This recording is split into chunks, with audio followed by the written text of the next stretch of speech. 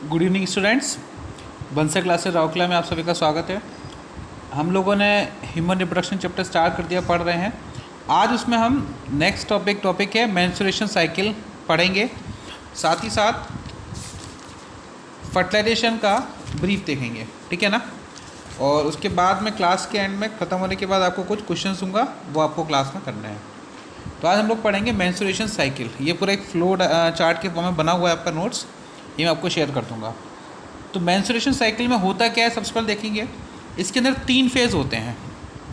सबसे पहला फेज़ कहलाता है ब्लीडिंग फेज़, दूसरा कहलाता है प्रोलिफरेटिव फेज़ या फिर प्री ओव्यूलेटरी फेज़, एंड तीसरा फेज़ कहलाता है इसके अंदर पोस्ट ओव्यूलेटरी फेज़ या सिक्रेटरी फेज़, ठीक है। तो सबसे पहले देखेंगे ब्लीडिंग फेज़ क्या होता है।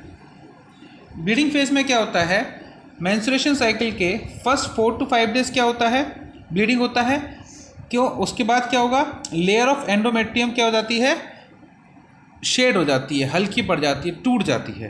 तो जिसकी वजह से क्या होता है, फर्स्ट 4 to 5 डेज क्या होता है, ब्लीडिंग होता है, ठीक है। इसके बाद क्या आता है, प्री ओव्यूलेटरी फेज। अब देखो यहाँ पे आपको समझना है, इसमें क्या होगा, इसमें GnRH जो होता है वो रिलीज होता है। कहाँ से रिलीज होता है, पिट्यूटरी ग्लैंड से, ठीक है। और ये क्या सिक्रीट करता है, FSH को, ठीक है। FSH सिक्रीट होने के बाद क्या होता है, स्टिमुलेट करता है किसको, ओवेरियन फॉलिकल को। ओवेरियन फॉलिकल क्या होती है, डेवलप होती है, ठीक है। अब ओवेरियन फॉलिकल में आपको पता है कि उसकी एक लेयर होती है इनरमोस्ट, थीका इंटरना, ठीक है। ओवेरियन फॉलिकल क्या हुआ, डेवलप हुआ। डेवलप होने के बाद इसकी जो इनरमोस्ट लेयर होती है थीका इंटरना, ये क्या सीक्रेट करती है, ईस्ट्रोजन हार्मोन को सीक्रेट करती है। किसको सीक्रेट करती है, ईस्ट्रोजन हार्मोन को सीक्रेट करती है। जब ये सीक्रेट करती है तो क्या होगा, एंडोमेट्रियम की जो लेयर होती है वो क्या होती है, काफ़ी थिक हो जाती है, ठीक है। थिक हो जाती है मतलब इसके अंदर क्या बढ़ जाएगा, इसके अंदर ब्लड कंटेंट इंक्रीज हो जाएगा, ठीक है। इसके अंदर ब्लड कंटेंट इंक्रीज हो जाएगा। अब एक चीज़ बताता हूँ, जब ये थिक हो गई, ठीक है ना। अब देखो हाइपोथैलेमस, हाइपोथैलेमस क्या करता है, उसके बाद हाइपोथैलेमस और भी ज़्यादा GnRH को रिलीज करता है, ठीक है। और पिट्यूटरी ग्लैंड क्या रिलीज करेगी, मोर FSH रिलीज करेगी। जब ये एक्सिस में रिलीज होना चालू हो जाएगा तो इसकी वजह से क्या होगा, इसकी वजह से क्या होगा, more growth of ovarian follicle. Ovarian follicle की ग्रोथ और बढ़ती चली जाएगी और वो क्या फॉर्म कर देगी, ग्राफियन फॉलिकल फॉर्म कर देगी। ग्राफियन फॉलिकल फॉर्म कर देगी, ठीक है। अब ग्राफियन फॉलिकल जो बन गया, इसमें क्या होता है, इसकी जो इंटरनल लेयर होती है ये अपनी थीका इंटरना से क्या करेगा, और भी ज़्यादा ईस्ट्रोजन को रिलीज करेगा, ठीक है। कहाँ से, थीका इंटरना से। अब क्या होगा, at the 10th day, at the 10th day क्या होगा, कुछ नेगेटिव फीडबैक्स आना चालू हो जाते हैं पिट्यूटरी की तरफ से, ठीक है। तो उस टाइम पे क्या होगा, जो FSH है वो काफ़ी लो अमाउंट में रिलीज होगा, ठीक है। अब जो FSH लो होगा तो उस टाइम पे क्या होगा, ल्यूटिनाइजिंग हार्मोन का सीक्रेशन बढ़ जाएगा। जब ल्यूटिनाइजिंग हार्मोन का सीक्रेशन बढ़ जाता है तो उसको बोलते हैं LH सर्च, ल्यूटिनाइजिंग सर्च, ठीक है, SURGE सर्च बोलते हैं। अब क्या होगा, जब ये कंडीशन आएगी तो ग्राफियन फॉलिकल क्या होगा, रप्चर हो जाएगी, यानी कि बस्ट हो जाएगी, ठीक है। और क्या होगा, सेकेंडरी oocyte जिनको हम एग बोलते हैं वो क्या होंगे, रिलीज हो जाएंगे। सेकेंडरी oocyte क्या होंगे, रिलीज हो जाएंगे। आफ्टर 14th डे इस कंडीशन को हम क्या बोलेंगे, ओव्यूलेशन बोलेंगे। जब ये रिलीज हो गए, ठीक है, कब, आफ्टर 14 डे, तो इस कंडीशन को क्या बोलेंगे हम लोग, ओव्यूलेशन बोलेंगे, ठीक। आया समझ में, एक बार दोबारा बता देता हूँ। देखो एक बार, मेंस्ट्रुएशन साइकिल में 3 फेज होते हैं। पहला फेज कहलाता है ब्लीडिंग फेज। ब्लीडिंग फेज में क्या होता है, फर्स्ट 4 to 5 डेज क्या होता है, ब्लीडिंग होती है। क्यों, और क्योंकि एंडोमेट्रियम की लेयर जो होती है वो ब्रेक कर जाती है, शेड हो जाती है, ठीक है। दूसरा क्या होता है, प्रोलिफरेटिव फेज होता है। इसके अंदर क्या होता है, GnRH जो होता है रिलीज होता है, ठीक है। और कहाँ से, पिट्यूटरी ग्लैंड से, ठीक है। और पिट्यूटरी ग्लैंड क्या सीक्रेट करती है, FSH को। FSH क्या स्टिमुलेट करता है, ओवेरियन फॉलिकल को। और ओवेरियन फॉलिकल फिर क्या होती है, डेवलप होना चालू होती है। लेकिन उसी टाइम पे उसकी जो थीका इंटरना होती है, जो इनरमोस्ट लेयर होती है ओवेरियन फॉलिकल की, ये क्या रिलीज करती है? ईस्ट्रोजन हार्मोन को रिलीज करती है। ये ईस्ट्रोजन हार्मोन क्या करता है? एंडोमेट्रियम को क्या करेगा? थिक कर देगा। और थिक होने से क्या होता है? ब्लड कंटेंट क्या होता है इसके अंदर? इंक्रीज हो जाएगा। अब हाइपोथैलेमस क्या रिलीज करता है इस कंडीशन में?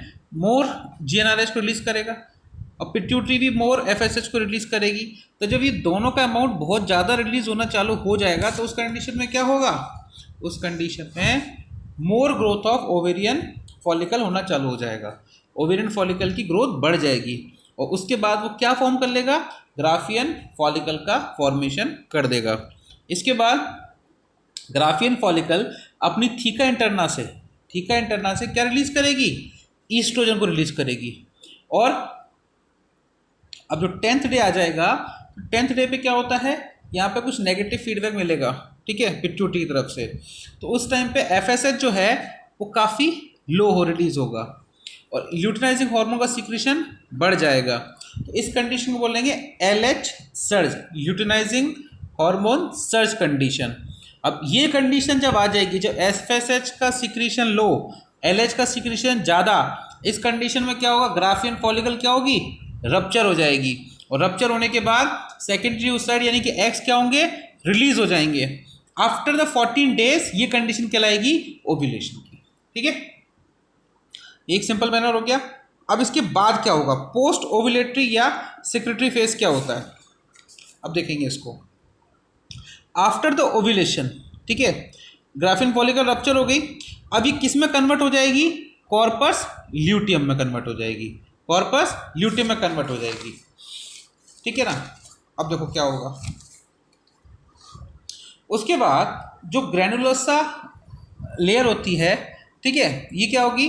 थीका ऑफ रप्चर हो जाएगी ग्राफिन फॉलिकल की, ग्रैनुलोसा लेयर, और थीका ऑफ रप्चर हो जाएगी, ग्राफिन फॉलिकल की लेयर रप्चर हो जाएगी। ये किस में पाई जाती है? फाउंड इन मैमल्स के अंदर पाई जाती है।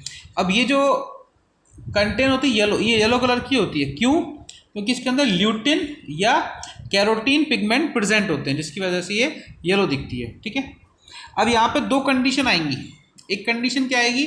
एब्सेंस ऑफ प्रेगनेंसी में क्या होता है, और absence of pregnancy due to या फिर रेफरेंस ऑफ हार्मोन की कंडीशन में। ये दो कंडीशन हम यहाँ पे देखेंगे। तो पहली कंडीशन है एब्सेंस ऑफ प्रेगनेंसी। इसमें क्या होगा? जब कॉर्पस ल्यूटियम डीजनरेट हो जाएगा आफ्टर 14 डेज, डीजनरेट होने के बाद कॉर्पस ल्यूटियम क्या होगा? किस में कन्वर्ट हो जाएगा? कॉर्पस एल्बिकेंस में कन्वर्ट हो जाएगा। ये कैसा होता है? वाइट बॉडी स्ट्रक्चर होता है। अब कॉर्पस ल्यूटियम का यहाँ फंक्शन देखेंगे। फंक्शन क्या होता है इसका? ये क्या सिक्रीट करता है? प्रोजेस्टेरोन हार्मोन सिक्रीट करता है, ठीक है। और ये प्रोजेस्टेरोन हार्मोन का काम क्या होता है? Preparation of endometrium for embryo implantation. Embryo के इम्प्लांटेशन में ये क्या करता है? हेल्प करता है, ठीक है। उसके बाद प्रोजेस्टेरोन क्या कहेगा? प्रेगनेंसी हार्मोन, इसीलिए यहाँ पे इसको हम क्या बोलते हैं? प्रोजेस्टेरोन को प्रेगनेंसी हार्मोन भी बोलते हैं, ठीक है। अब आता है जब 4th मंथ होता है प्रेगनेंसी का, तो उस टाइम पे प्लेसेंटा डेवलप होता है, ठीक है। और प्लेसेंटा डेवलप होता है, आपको पता है प्लेसेंटा क्या सिक्रीट करता है? प्रोजेस्टेरोन हार्मोन सिक्रीट करता है।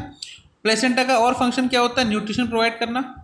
अब यहाँ पे पूछा जाता है कि अगर 4 मंथ पे तो प्लेसेंटा आता है, उससे पहले नरिशमेंट का काम कौन करता है? तो उससे पहले नरिशमेंट का काम कौन करता है? तो आप देखिए, जो कॉर्पस ल्यूटियम होता है ना, 4 मंथ से पहले जो 3 मंथ्स पूरे होते हैं, वहाँ पे कॉर्पस ल्यूटियम उस प्लेसेंटा का काम करता है, ठीक है, नरिशमेंट करना, प्रोटेक्ट करना, ठीक है। ये पूछा जाता है तो आपको पता होना चाहिए। अब नेक्स्ट देखिए, absence of pregnancy due to hormones के रेफरेंस में अगर बात करें। अब देखिए, प्रोजेस्टेरोन जो लेवल जब इंक्रीज हो जाता है तो ये इनहिबिट करेगा किसको? जीएनआरएच को। और जीएनआरएच कहाँ से रिलीज होता है? हाइपोथैलेमस से। उसके बाद जब ये रिलीज होगा, एफएसएच एलएचबी सब डाउन होते चले जाएंगे। ये कहाँ से रिलीज होते हैं? पिट्यूटरी ग्लैंड से। तो अभी लास्ट में क्या बन जाएगा? कॉर्पस ल्यूटियम बन जाएगा। कॉर्पस ल्यूटियम क्या करेगा? जब ये बन जाएगा तो उसके बाद यहाँ पे प्रोजेस्टेरोन लेवल भी डाउन हो जाएगा, और ये डाउन होकर क्या बना देगा? कॉर्पस एल्बिकेंस फॉर्म कर देगा। और कॉर्पस एल्बिकेंस आगे चल के क्या होगा, जब ओवरग्रोन होता है ना एंडोमेट्रियम, उसको ब्रेक करेगा और ब्रेक होने के बाद ब्लीडिंग स्टार्ट हो जाएगा। तो ये आपका मेंस्ट्रुएशन साइकिल का एक सिंपल प्रोसेस था जो मैंने आपको बता दिया।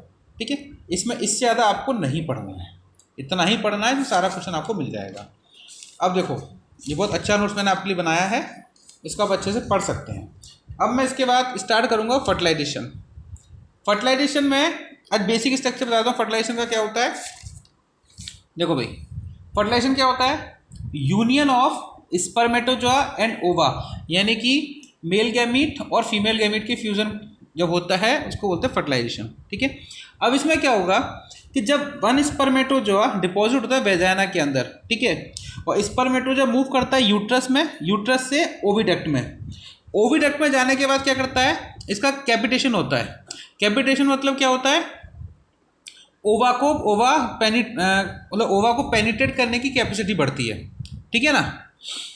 अब क्या होगा, इस पूरे टाइम में, इस पूरे प्रोसेस के अंदर कितना लगता है, 5 to 6 आवर्स लगते हैं।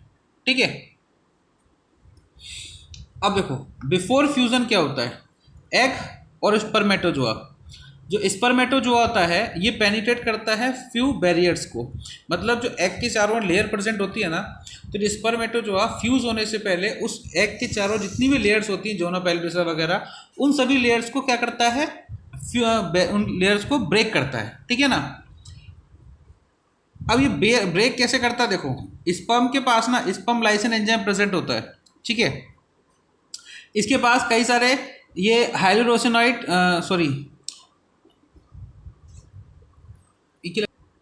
अब देखो एक्रोसोमल रिएक्शन यहाँ पे अकर होती है, उसमें क्या होता है, एंजाइम प्रेजेंट होते हैं स्पर्म लाइसिन वगैरह, और ये केमिकल रिलीज करता है, इसको बोलते हैं हायाल्यूरिनेडेज। हायाल्यूरिनेडेज केमिकल होता है। ठीक है, हायाल्यूरिनेडेज केमिकल होता है, ये डिसॉल्व करता है किस किस को, कोरोना रेडिएटा को, जोना पैलिसुडा को। ठीक है, अब कोरोना रेडिएटा जो लेयर है उसको कोरोना पेनिट्रेटिंग एंजाइम डिसॉल्व करता है, और जोना पैलिसुडा को जोना लाइसिन एंजाइम क्या करता है, डिसॉल्व करता है। ठीक है, उसके बाद ही तो वो पहुंचेगा स्पर्म। अब देखो अगर हम बात करें, अब ह्यूमन के अंदर, ह्यूमन इजैकुलेट करता है 3 से 4 ml, 3 to 4 ml सीमन को रिलीज करता है, जिसके अंदर 80 से 100 यानी कि 80 से 100 मिलियन स्पर्म प्रेजेंट होते हैं, लेकिन एक ही स्पर्म फ्यूज होता है एग से। ठीक है, तो इस कंडीशन को बोलते हैं मोनोस्पोरी कंडीशन। ठीक, हाँ, तो इसको बोलते हैं मोनोस्पर्मी कंडीशन, मैंने स्पोरी बोल दिया था, सॉरी, मोनोस्पर्मी कंडीशन। अब देखो एग और स्पर्म बाइंड हो गए, बाइंड होने के बाद क्या होता है, इसके अंदर 2 कंडीशन आती है, एक आती है डीपोलराइजेशन कंडीशन, एक आती है कॉर्टिकल रिएक्शन। कॉर्टिकल रिएक्शन में क्या होता है, फॉर्मेशन ऑफ फर्टिलाइजेशन होता है।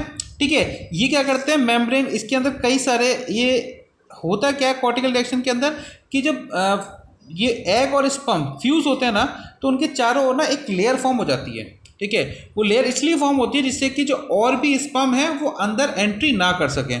ठीक है, अगर वो अंदर उनकी, तो उस कंडीशन बोलते हैं पॉलीस्पर्मी कंडीशन, यानी कि पॉलीस्पर्मी कंडीशन को रोकने के लिए एक लेयर कन्वर्ट हो जाती है। ठीक है, अब देखो आफ्टर एंट्री ऑफ स्पर्म, जब स्पर्म क्या होता है, एंट्री कर जाता है, ठीक है, तो वहाँ पे क्या होगा, जितने भी सेकेंडरी पोलर बॉडीज होते हैं वो सब रिमूव हो जाते हैं। ठीक है, क्रोमोसोम, ओवम, ये सब फीमेल, देखिए यहाँ पे क्या है, ये रिमूव हो जाने के बाद ओवम के अंदर जितने क्रोमोसोम वगैरह सब होते हैं उनकी एक शेप मेंटेन हो जाती है, उसको बोलते हैं प्रोन्यूक्लियस कंडीशन, या उसकी शेप को बोलते हैं प्रोन्यूक्लियस। ठीक है, अब देखो, अब आपको पता होगा जब स्पर्म फीमेल के अंदर एंट्री कर जाता है, एग से फ्यूज होता है, तो उस टाइम पे उसका क्यों जो हेड वाला पार्ट होता है वो सेपरेट हो जाता है उसकी बॉडी से, यानी कि उसका टेल पार्ट और मिडिल पीस जो होते हैं सेपरेट हो जाते हैं। ठीक है, तो इस कंडीशन को बोलते हैं मेल प्रोन्यूक्लियस कंडीशन। ठीक है, तो आज मैंने आपको फर्टिलाइजेशन और मेंस्ट्रुएशन साइकिल बता दिया है। ये बंसा क्लास से राउरकेला का वीडियो चल रहा है, ये मैं आपको नोट्स अभी शेयर कर दूंगा, इसको आप एक बार पढ़ लीजिए, समझ लीजिए, कोई डाउट हो वापस पूछ लीजिए। और मैं कुछ क्वेश्चंस भी आपको दूंगा, तो उनको भी कीजिएगा। ठीक है, चलिए, ओके, बाय बाय।